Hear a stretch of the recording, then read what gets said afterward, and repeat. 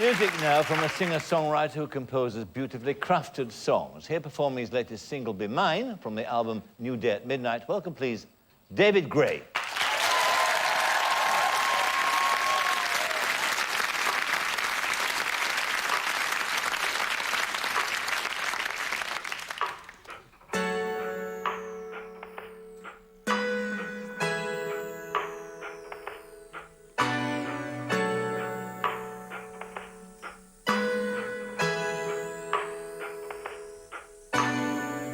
From the very first moment I saw you, that's when I knew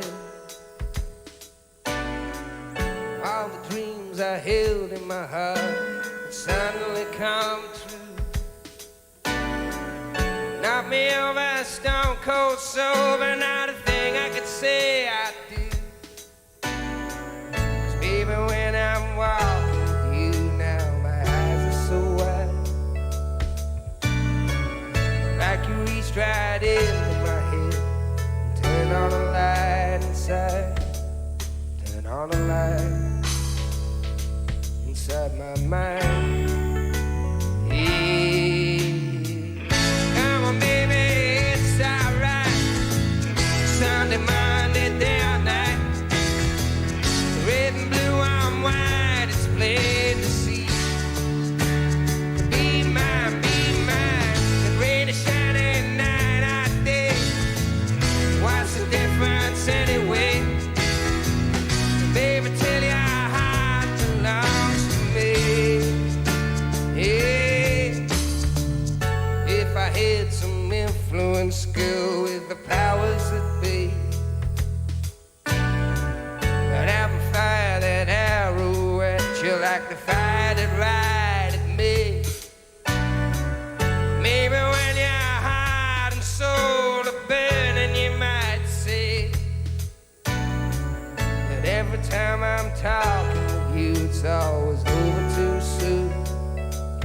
That every day feels so incomplete till you walk into the room. Say the word not good, I'll jump that moon. Yeah, come on, baby, it's okay. Rain is shining night and day. There's nothing in the way now, don't you see? Be mine, and when it's summer day or night, centigrade or Fahrenheit. Baby, tell your heart belongs to me. Be mine,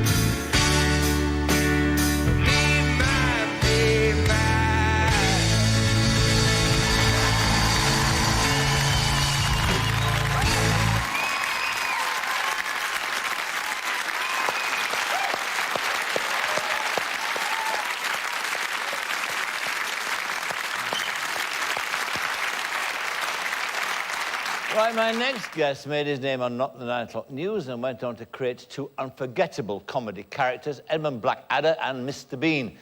His latest creation is Johnny English, Secret Agent, a cunning mixture of James Bond and Inspector Clouseau. Ladies and gentlemen, Rowan Atkinson.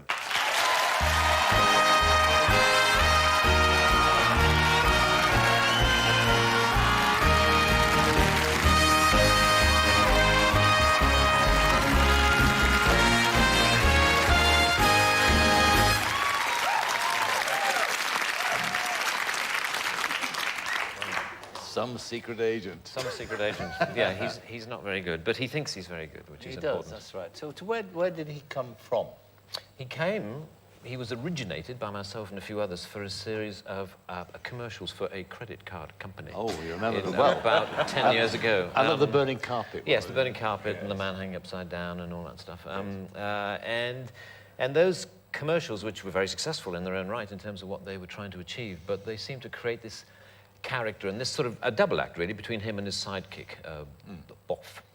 And he and Boff were always getting into considerable scrapes. And the quality of those commercials, they felt like sort of a mini movies, you know, in their own right. And so naturally, you know, towards the end of that campaign, we thought, I wonder if this character, this basic comic conceit could translate into a real movie. But we didn't do anything about it for about 5 years, and then about 3 years ago we set off. Are you was part of the 3 years, was that because you are, like Rory say, obsessive about the detail? And well, yeah, I'm a bit of a perfectionist, Yeah. which is not always an endearing or positive quality, actually. I mean, you sometimes think it is, you think, oh, how marvellous, you know, he's such a perfectionist. But actually it can be quite a wearing thing, quite a negative thing, quite a disease, I think, rather than a quality, you know, unless you control it. You know, unless you acknowledge that at some point you've got to say, that's fine. And at the end, I mean, are you ever satisfied, or do you actually feel whenever you see the finished product, whether it be a Blackadder, whether it be this film, that you could have done it better? I think the important thing for me is for a sufficient time to have elapsed since the work, since the process, which, you know, the process of filming I always find quite stressful and quite worrying. But, you know, for instance, I was on a plane last year, and there was an episode of The Blackadder came on, which, as far as I'm aware, I'd never seen. It was from the 4th series, from the one set in the First World War, with Miranda Richardson playing this nurse. And I couldn't remember anything about it. I'd never seen it. I couldn't remember saying any of the lines that I was watching me say. And I thought, this is funny. You know, this is really, this is a funny program. You know, no wonder we did quite well with this. But it's because I'd completely forgotten the process, you know, the process which I always find quite stressful and painful. So as long as there's been I mean, that's an extremely long time. That's 11 years or something since we made that. It's funny. Now, tell me about Johnny English. I mean, did you want to play it all your life? I mean, have you had this secret ambition to be James Bond? I think every man has a secret ambition to be James Bond in some shape or form. So, yeah, I mean, like so many of the characters that I've played, I mean, they are, to a certain extent, you know, fantasies which you can live out only in a fictional world. I mean, you know, the Blackadder with his relentless, you know, negativity and cynicism of the world, and of course his wit, which of course was certainly not my wit. This was the, you know, the wit that Richard Curtis and Ben Elton invested me with the fantastic scripts which they wrote. And suddenly you can be this incredibly, you know, funny and witty man who's always got the fantastic put down for his stupid sidekick. Yes. Or in Mr. Bean, who I think is one of the most objectionable people you could hope to meet. You know, he's someone who doesn't care about the rest of the world at all. He has no manners. He's entirely self-centered. An entirely self-centered and vindictive human being, which I, you know, like to think that I'm not. But at the same time, it ain't half fun to, you know, to be someone who doesn't care, who has no manners or social mores whatsoever. Where did Mr. Bean, the name, come from, though? I mean, it's a lovely name. It's an inspirational it's just name. nice and short and sharp and memorable. And we started with Mr. White. I don't know, we were sitting around, I remember, at our producer's house one day and trying to think of a name, and we started with Mr. White. I like the idea of the series being named after the character, and he was obviously a Mr., so Mr. White, but that sounded a bit bland, and then we started to think about, you know, vegetables and you know... As you do. As you do, you know, when looking for a comic attitude.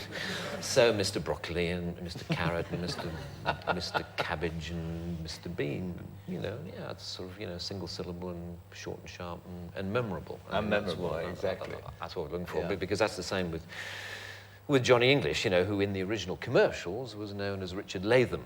But Richard Latham is a name that you will forget, you know, very, very rapidly. But Johnny English is a name that I don't think you will forget. When you were at school with Tony Blair, Yes. he would have known, and you were at school with Tony Blair, was, yes, he would have known at that time, and no doubt he would be a politician at that moment. He would know. You could not possibly, or did you, know that you would be a comedian, a comedy actor? No, I certainly don't. I vaguely remember at the age of about 10, 11, sort of standing up in the school changing rooms in front of the other pupils and doing something. I can't imagine. I mean, doing something that amused, something that amused Michael, doing something that amused people greatly. It must have been, you know, an impersonation of a maths master or something. And then it was then that I started doing school plays. I remember playing the Dauphin in St. Joan by Bernard Shaw, when, of course, traditionally at our school, St. Joan had to be played by a boy. But that was kind of when it started. That's when it started. But I certainly had no ambition to be an actor or a performer. But who would be the comedy people who influenced you? I mean, if I mean, not in the sense that they brought you into the business, but that you actually looked at and they thought, yes, they make me laugh. Who were the people? In terms of Mr. Bean, a great inspiration for him was a French comedian called Jacques Tati, who created a character called Monsieur Hulot. Yeah. And Monsieur Hulot's holiday was. Mr. Hulot's holiday was something that I remember seeing when I was 15, 16, and being completely transfixed by it. It just had sort of an uncompromising comic attitude, which I completely admired, and I felt as though I had some kind of empathy with. Yes. And that was undoubtedly, although many years later, you know, some of the inspiration for Mr. Bean. But Bean, of course, I mean, what about the mugging, the pulling of faces in Bean? I mean, did you do that as a routine? Was that part of it? Yeah, that started when I went to University at Oxford, really. That's when I started doing entirely visual stuff. And for the first time ever, when I was about 20, whenever that was, I remember, standing in front of a bathroom mirror and just sort of gurning, I suppose, just pulling faces for the sake of it. Like how? And it was, just sort of going, just suddenly, very extreme. It was the work of the morning. Just where the extremeness of that character's. I mean, I hope he's not too extreme, but I love the sort of the insularity of Mr. Bean, this sort of self-centeredness which reflects in the fact that, if I have to get myself into the part, I don't need another person or a situation or a prop in order to create him. You just have to, it's always about him and where he sits in the world. He's got a sort of an invisible shell around him. Yeah. He's hugely popular internationally, isn't he? Yes, it is bizarre, actually. It's something that I try not to think about very much, because actually, if I ever do, stop and dwell on how well known my face is in so many obscure corners of the world, that I think I would find it rather disturbing. Are you made aware of it when you go abroad? I'm being slightly disturbed about it, even talking about it. Yes, I'm aware. No, you hear extraordinary things about, like a friend of mine making a documentary for Comic Relief and going into Africa, into some of the most deprived areas of Africa, and going to this, little African village where there's no water, no electricity, no services, and nothing, no food, in all likelihood, and just a few huts. And in the largest hut, the entire village was gathered, and there was a grainy, tiny black and white screen showing a Mr. Bean video. What about, let's talk about the other great comic creation that you made, and that was Edmund Blackadder. What was the reason of setting it, first of all, in 500 years ago? I mean, what was the inspiration for that? Yeah, it was after a sketch show that I did called Not the 9 O'Clock News, and myself and Richard Curtis wanted to do a sitcom of some kind. And we were sitting around trying to think of ideas, and of course, the dominant sitcom of the time was Fawlty Towers. There still is a very dominant sitcom, and a definitive piece of work. And I think we were fairly convinced that whatever we did, no matter how hysterically funny it was, would be unfavourably compared, we thought, to Fawlty Towers. And so we were desperate. And so I think some of the reason why we ended up, 500 years ago, was because we were thinking, well, surely if we set it in medieval times, no one's going to say it's a pale imitation of Fawlty Towers. At least that was the hope. I'm sure somebody still did say it. So that's why the first series ended up at that time. And of course, one always remembers, of course, that classic last episode too, which seemed to define for me that that narrow gap there is between tragedy and comedy. Yeah, It yeah, was a very well- bold thing and very moving, and at the same time, it did have sort of comedic side to it. Well, I mean, there is, I mean, you know, it's like the current, you know, situation with war elsewhere. There's no doubt sometimes that the darker, the more serious the backdrop into which you set your comedy, you know, sometimes the brighter your little sparks of comedy are set out in Yes. sharp relief against it. Yes. And that series was full of that sort of stuff. Yes, it was And, indeed. I mean, Richard and Ben's work was fantastic. And that last episode, which really did get quite sad towards the end, was, I think, almost deliberately conceived to defend the series against criticism that we were making light of a very tragic situation, which was the situation in the trenches in northern France in the First World War.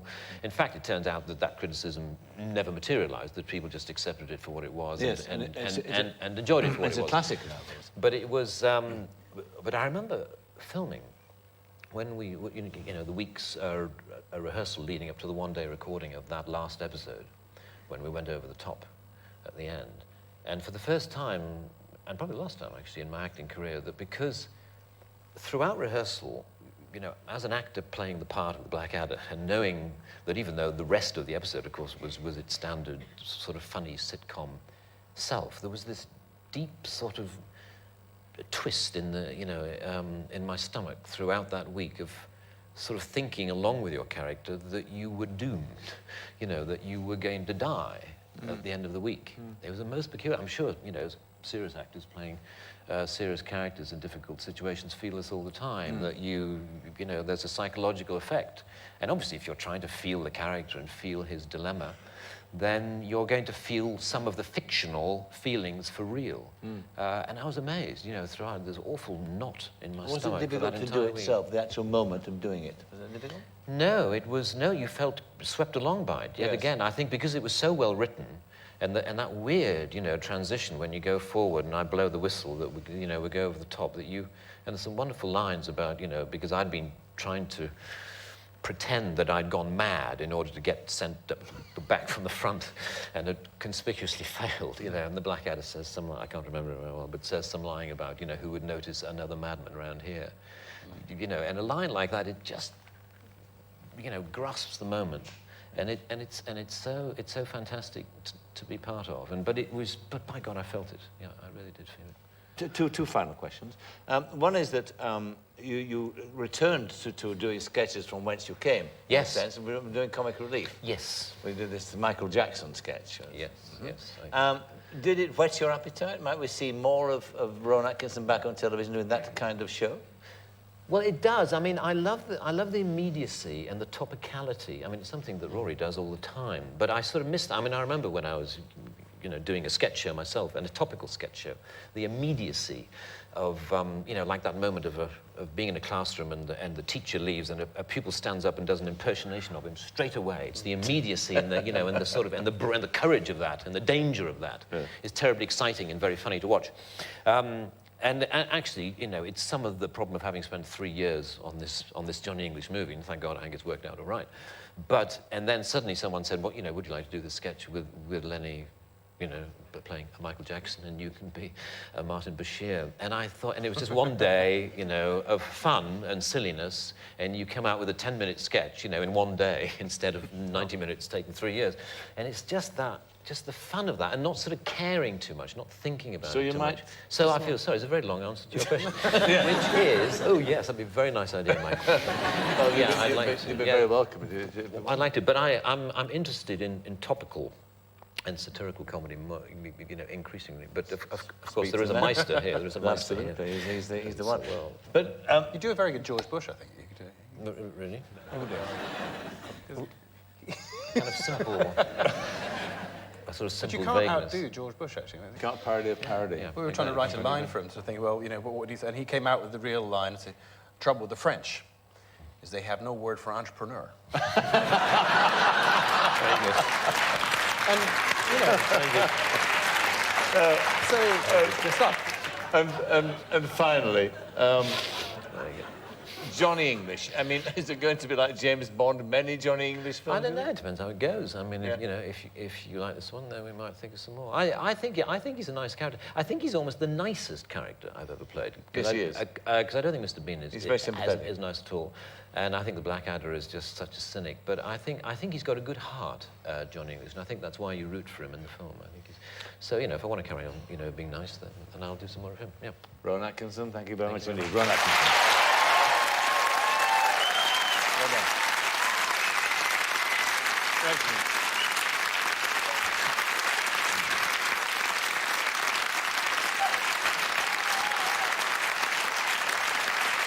My final guest is one of the cinema's biggest box office stars. He's been described as the best James Bond of them all. His latest film couldn't be further from the world of super agents and all the attendant, glamour and glitz. The hero is an ordinary guy fighting to rescue his children from institutional care. Ladies and gentlemen, Pierce Brosnan.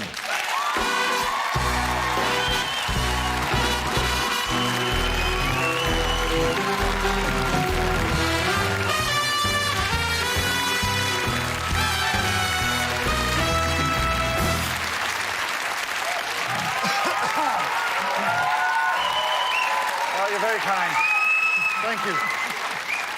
Now, you've seen Johnny English. Do you see him as a successor to James Bond, a rival? Unfortunately, I do. Yes, I think he's going to have great success with this character. I saw it the other night. It's affectionately done, and it's hysterical.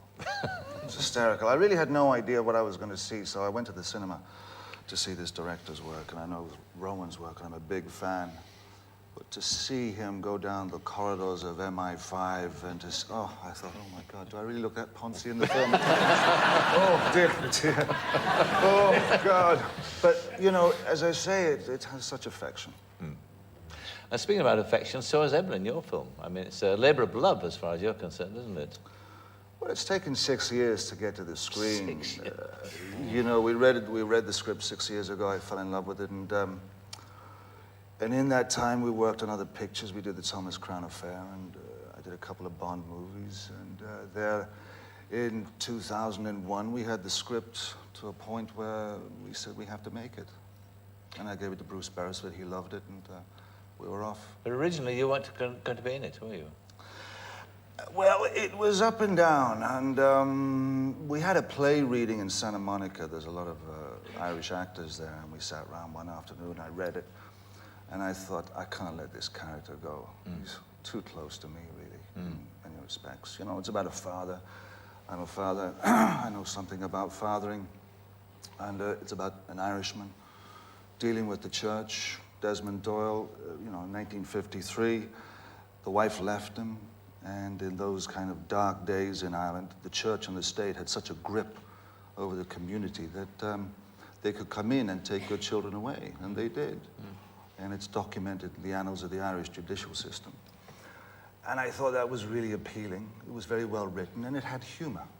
Yes. Some of these films can be kind of very heavy-handed. It has got humour. It's a very powerful film too, and of course, it being true gives it that sort of extra dimension as well. And he changed the Irish legal system, of course. This very ordinary man. The echoes are there, though, as you said. I mean, part of the film is about the sort of cruelty of the institutions and the way that the church would use its position to be cruel. You had experience of that too, didn't you, with the Christian Brothers? I was taught by the Christian Brothers in Navan, County Meath, and also in Kells, County Meath. And they were a pretty hard bunch of men.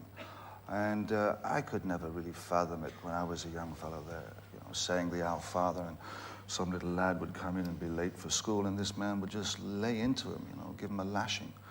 So, but within that, there was also the good brothers as well. And I think this film, Evelyn, strikes a good balance within the church. And, you know, the film is about faith, and it's about courage, and one man who can make a difference. Yes. I was going to ask you, she's wonderful. Where did you find her? We got her in Dublin, and we found her in Dublin. You found her, And they auditioned. I wasn't there for that part of the casting. I couldn't be there. But they went through hundreds, thousands of young kids, and this girl, they sent me the tape, actually. And I got the tape one evening in California, and I said to my wife and the children, I said, we're going to look for Evelyn tonight. And I knew there was 14 girls on the tape, and I put the tape in, and I couldn't get the sound on the telly to work. It was one of these plasma TVs and so many bloody buttons and stuff like this. So I said, well, we'll just carry on, you know, watching without the sound. And this girl came up, and she was, I don't know, number 9, and she had such a beautiful countenance to her, and a concentration and a focus. And she had a vulnerability and everything you were looking for in this character. And so I phoned the office the next day in Ireland, and I said, you know, number 9, and they said, this is the one that we've all chosen. So it became Sophie Vavasseur. She's marvellous. There's the old saying about not working with child actors. I would also add to that, having seen the film, child actors and Alan Bates. Because it's a rumbustious performance from Mr. Bates, isn't it? Oh, yes, he pulls out all the stops here. I mean, Connolly is a great character, and again, based on a real man. And I fought tooth and nail to get Alan in the picture. And, I mean, we all wanted him, but, you know, the budget starts this big, and then it gets whittled down. And so suddenly you're going around, a bit of money here, a bit of money there. And we finally got Alan. You know, and I'm working with Alan Bates, and I think, well, this is it. I'm with the great Alan Bates, and I'm holding my own, and, oh, this is brilliant. You know, I'm brilliant, too. And then, of course, you watch the picture, and he steals every scene. You know, and, but it was a lovely ensemble piece. I mean, Stephen Ray is somebody I've known for many, many years. And again, because of the text, we had a really fine story, and Bruce Beresford.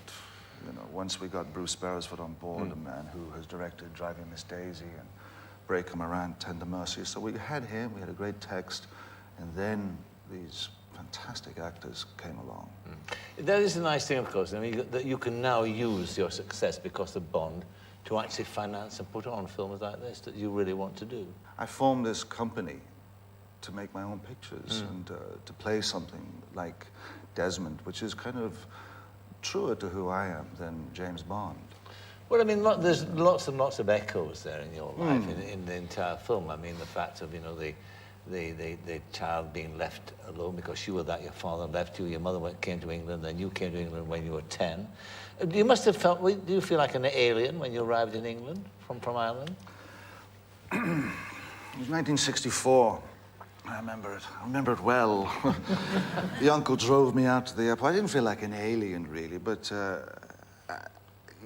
you know, I remember Aunt Eileen getting me all kind of dressed up in my little sweater and the dicky bow and stuff like this, and she put a bottle of holy water in one hand, which was in an aspirin bottle, and the rosary beads in the other, and the uncle drove me out to the airport and had a pint at the bar and met a priest there and said, would you look after the lad, you know? Got on the kind of little prop plane, got to London, and the priest kind of just went off, and I kind of followed the masses of people and going through customs, and they said, do you have anything to declare? And I said, Torty Craven, you know.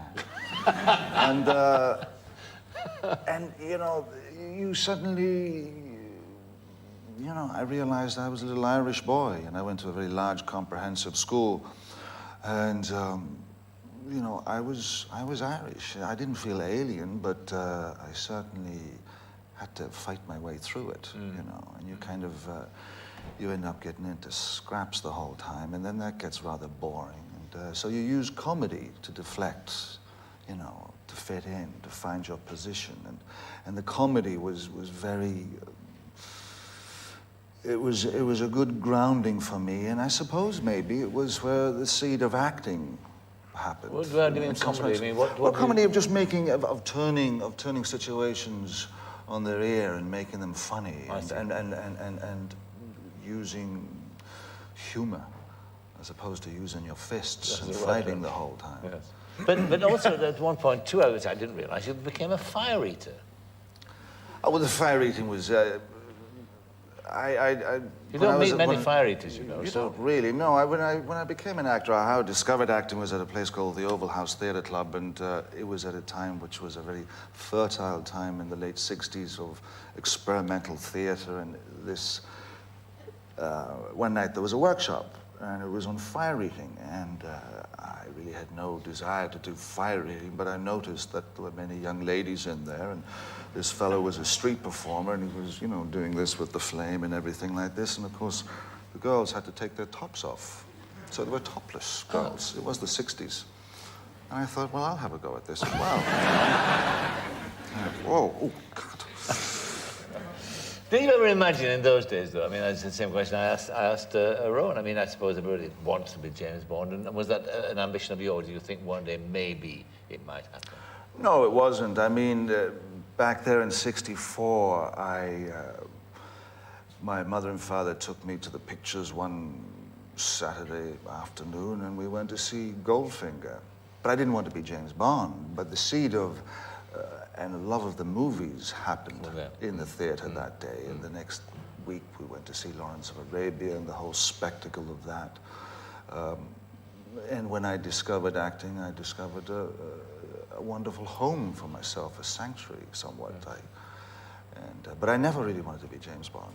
But see, again, going back to Evelyn and back to your life story, I mean, it's an extraordinary life. I mean, a lot of sort of trauma in your life, and in a short period of time, one way or another. And again, like Evelyn, I mean, you know what it's like to be a single parent, because your first wife, Cassandra, died, leaving you, what, with three children to look after? 3 children, yeah. I mean, an obvious question. I mean, how did it change you? A, as a man, B, as a father, and C, as an actor. I mean, it must be the most awful thing that can happen to anybody.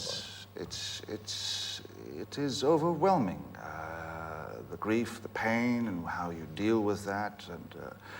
But of course, her illness lasted for 4 years. She had ovarian cancer, and when you live with such a disease and for such a long time, the release is a great relief too. And suddenly you're left with the children and you have to work.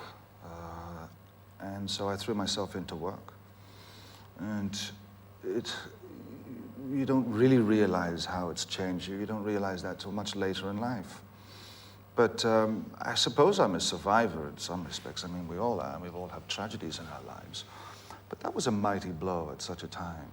And I don't know, I had my faith, I guess, and being brought up a Catholic. And that was also the appeal of this film. And that the church, the balance within the film was really wonderful, I thought. Faith, lack of faith, wanting faith. So I guess I had my faith. Mm. And you still, of course, I mean, Cassandra in many ways has not left your life, has she? I mean, you still remember, and of course, and she's an inspirational part to it. Well, I have, I have 3 children and a son from that marriage and that time. And how can one forget a person like that? And I have the most magnificent wife now, and I've been blessed to have love again in my life and to have 2 wonderful children from this marriage now with Keely. And she allowed a great freedom, and she had a heart that was big enough to have her memory be kept alive with my other children, Charlotte, Christopher, and Sean. So that has a great magnificence to it. Lucky man, you know. Well, you are in many ways, of course. Well, I am. I mean, stuff happens. I mean, and it's a tragedy, but you have to get on with your life. Yes. You really have to. You have to keep up, and you either are beaten down by it or you accept it and move on. Yes. Talking about moving on, you mentioned earlier that I mean, Bond stays as he is, he stays at the same age, whatever. But of course, society around him changes, and he has to change to adapt to that, to the needs of the day. And you've done that. I mean, the thing about Bond is that the last film that you did, I think I'm right in saying, that's taken more money than any other Bond film, hasn't it? The last one? I think it's taken over 400 million. Not bad. Huge, Yeah. huge.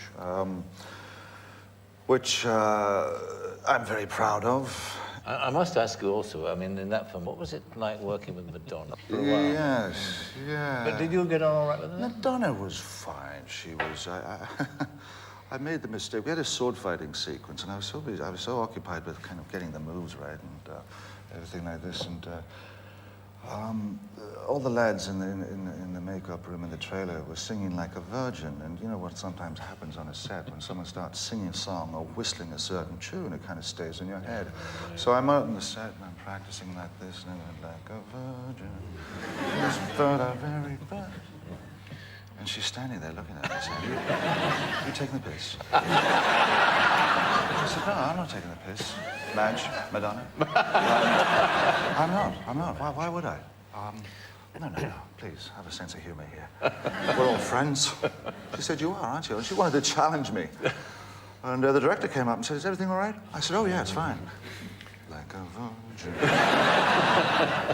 Anyway, she was very good. She had a good sense of humor about So it. you could do one more Bond, and then who knows? I wonder who would take over. What do you reckon, Rory? Well, the next Bond. Oh. Rowan could do it. Well, I think it's got the moves down. It's so obvious, I can't understand. There has to be a bit more sex and violence than there is in Johnny English, I have to tell you. Yeah. Well, that bit, you know. That might not be a bad thing. No, absolutely. It certainly wouldn't be a bad thing. I'd be very happy with that. You'd be That would be the work of a moment. But do they expect you to act like Bond in real life now? Because there's that part that rubs off on you, doesn't it? Well, there is that element of it, yes. I mean, I was flying down to Fiji once with my children in a little light aircraft, and I said to the kids, as we were walking to the plane, I said, God, yesterday we flew up for lunch here, and now we're flying down to Fiji. We get in the little small plane, and there's this old couple behind, and then my son's behind them. And this young pilot took off, and he said, do you want to take the... I had the headphones on, and I said, yes, sure, I'd love to. So I'm there, the kids are coming, So, it was a 45-minute flight, and, he kind of just looked at his map, and he said, head over there, and it was... And then we got to Fiji, and we were coming down. He said, do you want to land it? And I said, no, I don't. I can't fly a plane. He said, how long have you been flying? I said, I don't fly. He said, but in the movie you fly. And I said, but... I don't fly. The confusion. Well, all the best with Ebony. I'm sure you'll do very well with it. It's a lovely little movie, it really is. And I think it's catch the mood of the moment, I think, as well. I hope so. Yeah, I think you will. Pierce Brosnan, thank you very much indeed. Pierce Brosnan.